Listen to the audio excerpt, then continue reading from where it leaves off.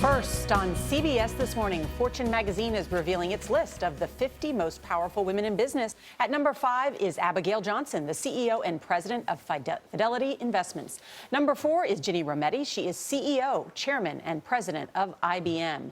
Lockheed Martin CEO, chairman, and president Marilyn Houston comes in at number 3. Number 2 is Indra Nooyi.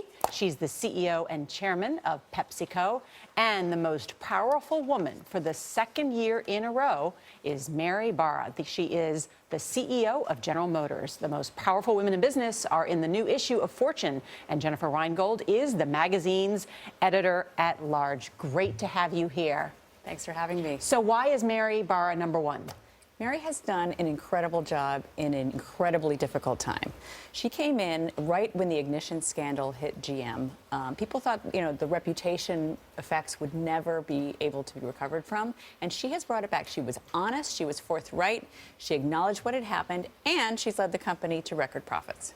And she also had broad experience in every aspect of the business. That's correct. She was a lifer at GM. In fact, her father was a die maker at GM, so it really runs in her blood.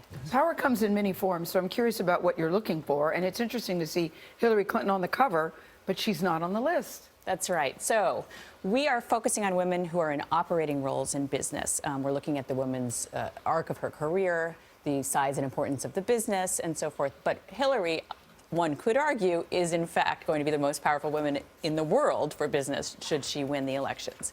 But she is not running a company right now, so she's therefore not on the list. 22% of the women... Sorry, you were going to say about Hillary? Well, I was just saying, Hillary, the cover says, is Hillary good for business? Is she good for business? Well, I think that Hillary has a lot more qualifications in business than one would think. I mean, Trump has represented himself as the business candidate, but if you look at her relationships, at her steadiness, and a lot of other things, I think the story really concludes that there's a lot there. 22% of the women on this list come from the tech sector, and for an industry that has been criticized for not a lot of gender equality. Why do you think so many of them have succeeded in the tech industry?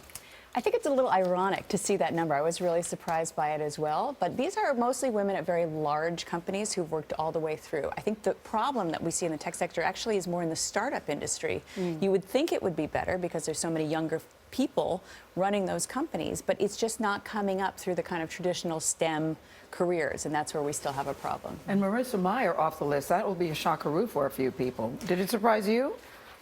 Well, it did surprise me, but it's fair to say that she has really not been successful in her company, and the company itself is pretty small at this point. I mean, it's no longer on the Fortune 500, and it is now being sold, and it's very unclear what her future will be. Who are the other people who've dropped off the list?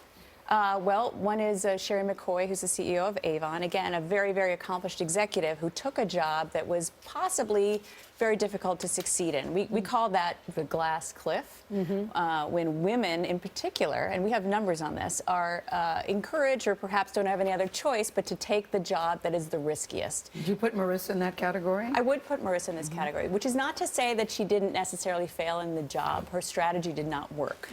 Okay, so it's not an excuse for what she did and didn't do, but it is a fact that she was the 5th CEO in a row, and the other 4 didn't succeed either. Could we just mention Beyonce just because? Well, just because we have to mention Beyonce. Beyonce is our kind of extra bonus pick. She has rocked it this year, I think it's fair to say, politically, musically, from a business standpoint. She came in 51. She's 51. And right behind Ann Finicune, the vice chairman. Ann The great Ann Finicune, and also the great Mary Erdos from J.P. Morgan. Both made your list, 2 women in finance. Yeah, several women in finance. Great stuff. Thank you so much, Jennifer Reingold. Great to have you here. Thank you.